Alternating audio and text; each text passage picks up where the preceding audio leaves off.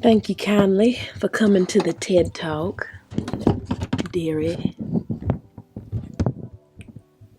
Let's get some of this background stuff out of the background. Alright. She looks good. Good, doesn't she? She's a little shiny. Anyways. Hi. Hello. How are you? Hi, how are you?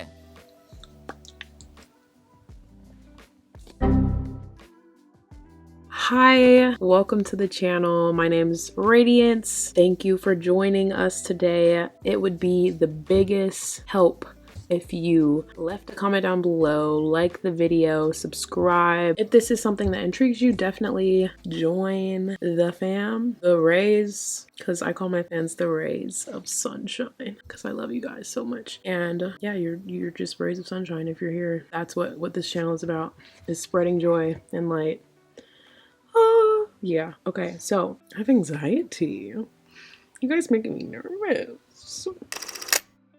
I wanted to dive into Twilight, Bella Swan. You know, Bella, where you been, loca? You know the vibe. I would like to bring up a topic that I think is underdeveloped when it comes to YouTube videos and video essays about Twilight theories or psychoanalyzing Twilight characters to the furthest degree. I feel like we all analyze Bella from a perspective of her being the victim in the situation, when I feel like no one has ever talked about, or at least that I've seen, no one has ever talked about how manipulative and emotionally manipulative this girl is towards everyone else around her. Can we talk about how Bella essentially trapped Edward?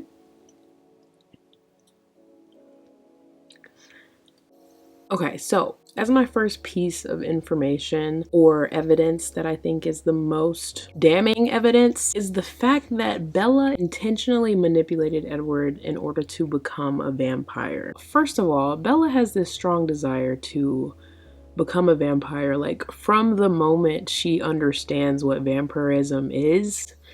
Like, okay, so I was actually watching the movie Twilight again, as one does on the regular, and there's the scene when I recognize how Bella acknowledges multiple times what a dumb decision it is to court Edward. And there's this like reoccurring theme of Bella being this lamb and Edward being this predator, and so she says, "What a stupid lamb." And then when she is unraveling the mystery of Edward after, pining after him for so long, and this guy just randomly pulls up on you while you're about to be assaulted randomly, like how did he know to be there? Okay, she's not surprised by the fact that he follows her. She is more concerned about her own personal weaknesses and faults when Edward reveals to her that he can read minds. She says, "What's wrong with me?" And Edward acknowledges this, like that's your response to being told that I can read minds? Okay, and then the other point is when they're in the woods, like if you think that this boy is a vampire, why would you be in the woods out here with him by yourself? No one else knows where you are. Like, Charlie has no idea what is going on. But anyways, he says, "I am the world's most dangerous predator." Bella, why are you still here? Why are you still here? And her response to this is, "I'm not afraid of you." If someone told me that they were a vampire, the logical part of my brain, maybe not the fanfic version of my brain, but the logical version of my brain would be like, why am I out here by myself with them?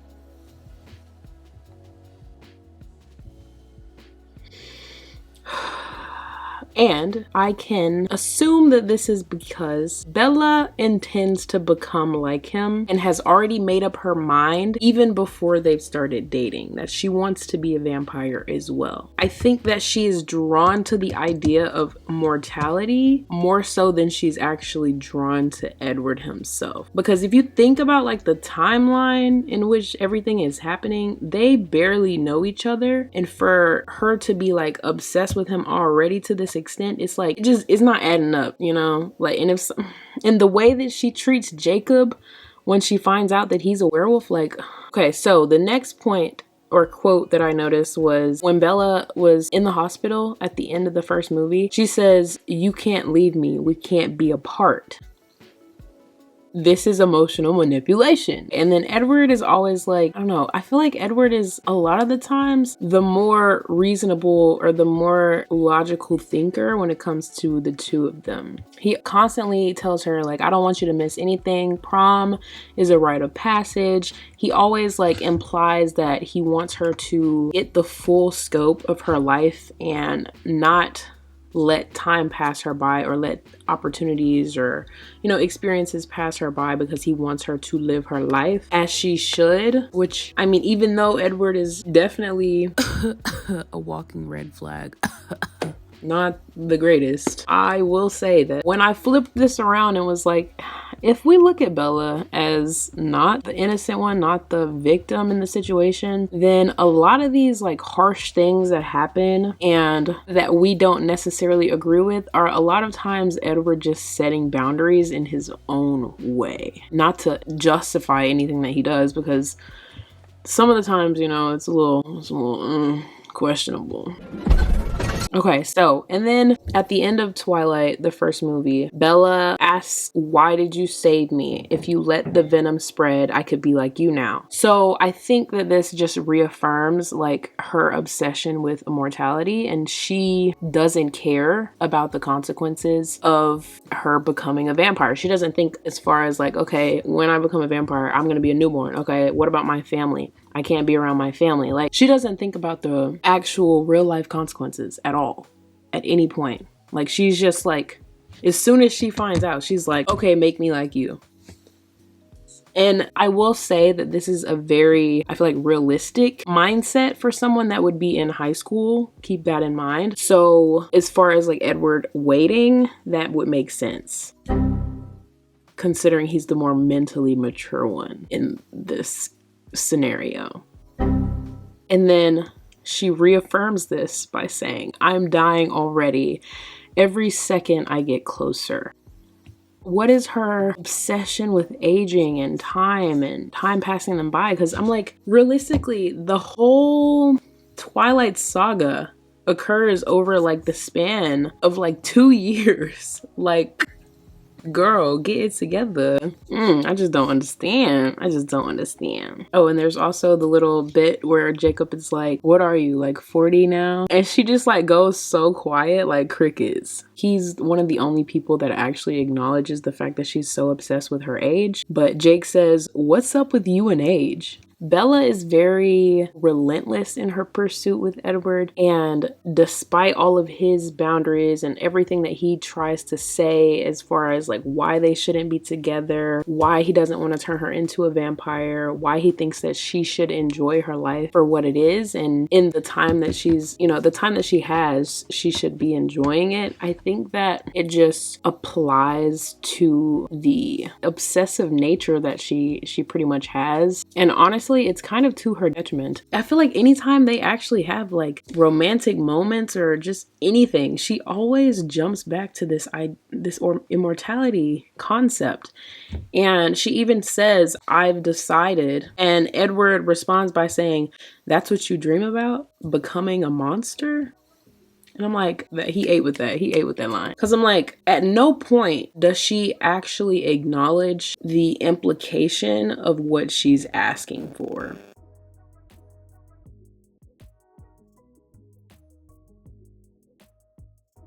Like, yes, in the first film when she does the research segment, goes to the bookstore, you know, gets a book on it and looks things up online. Never does she really like sit and consider like, what am I getting into? And this is fully in terms of just the films. I just wanted to analyze the films because I love the films so, so much. But there are obviously things about these characters that should be analyzed and should be talked about, because I feel like this isn't talked about at all. Okay, so then after that bizarre but emotional manipulation, Bella says, I dream about being with you forever.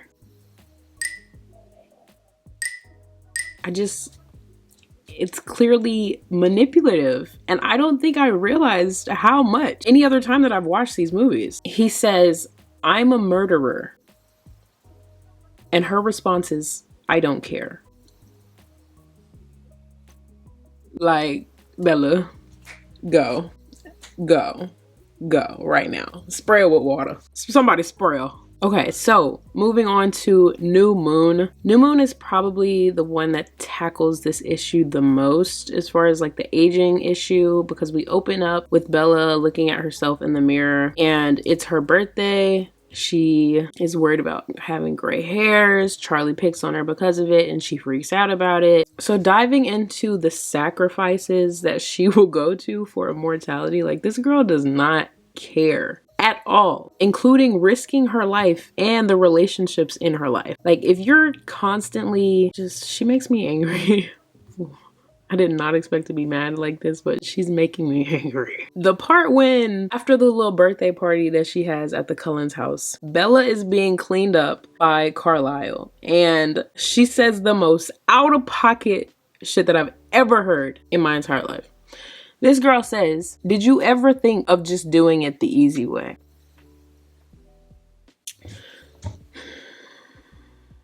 Like, run that back. Run that back? What you mean by that? Like, what you mean by that? Babe, you're the prey. What you mean the easy way?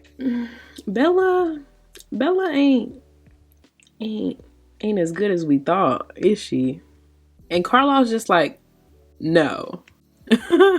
Why would you ask somebody that? That's not even the same equivalent of being vegetarian and eating meat. Like, you're asking this man, did you ever think of just doing it the easy way, as in eating from people versus eating from animals? If I'm the people, why would I ask that? Why would I ask that? Like, this girl is morbid. Anyways, moving on. I mean, I think that her sentiment about Edward like going to hell is very questionable because of her need to become immortal herself. She says, damned? Like hell? No, impossible. And then Carlisle's like, you've always been gracious with us. He's just thinking like, this girl is living with her head in the clouds. What is she got going on? Like, she really doesn't get it. And then Bella's like, so that's it? That's why he won't change me? Every single thing now that I look back goes back to, oh, that's why he won't change me? Bella is kind of crazy. She's kind of unhinged. And then further down, she goes, you can't protect me from everything. You're not gonna want me when I look like a grandma. This is emotionally manipulative material. And we were supposed to be feeling bad when she got left. Like, she's constantly begging to be turned. He's telling her no. And she keeps asking. If somebody did me like that in real life, I would probably break up with them too. I'm not gonna lie. That's a boundary. That's a firm boundary that this boy is putting in place. And she literally cannot stop talking about it. Is not respecting his decision to not change her and constantly emotionally manipulating him. And then I didn't even realize this, like watching through, like I knew it was a thing, but I didn't know it was to the degree that it actually is. It physically pains Edward to kiss her, and she constantly asks him to kiss her. What's that about? I just feel like Bella doesn't want to be normal, and she rejects literally everything to do with normalcy in her life. And then Edward's like, you just don't belong in my world, Bella. And she says, I belong with you. And then he's like, no, you don't. You're a human. I am a vampire. And then she's like, I'm coming with you. Like, I'm coming. And then he's like, Bella, I don't want you to come. And then she says, you don't want me. And he says, no. And then he counters this, like the end of the conversation. He says, it's not about your soul. You're just not good for me.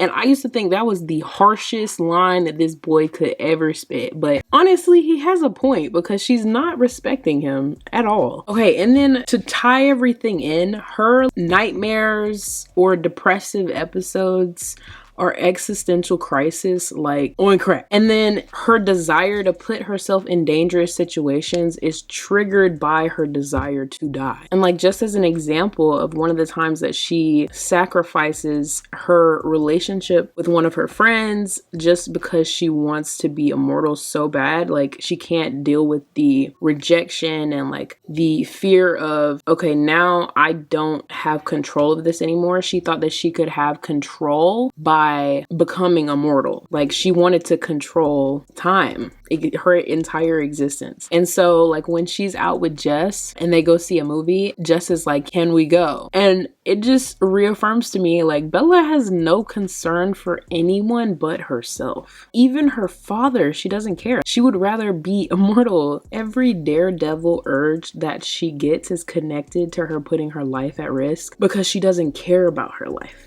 Not really.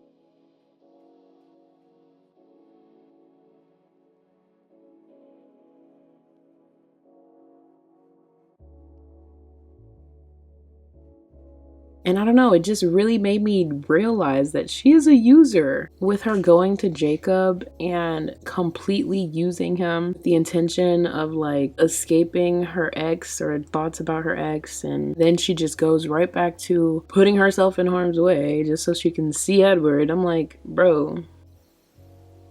So yeah, I think that Bella is completely motivated by her own selfish desire to become immortal. I used to empathize with her, but after rewatching it the last time and like sitting through it and like looking at it from this guise, I was like, you know what? Bella's kind of shitty. She's kind of shitty for that. But that's just me. So if you guys feel anything differently or want to share a perspective with me, please feel free to leave a comment down below. And make sure you like and subscribe to the channel. That would mean the world to me. Thank you guys so much for watching, and I will see you in the next video.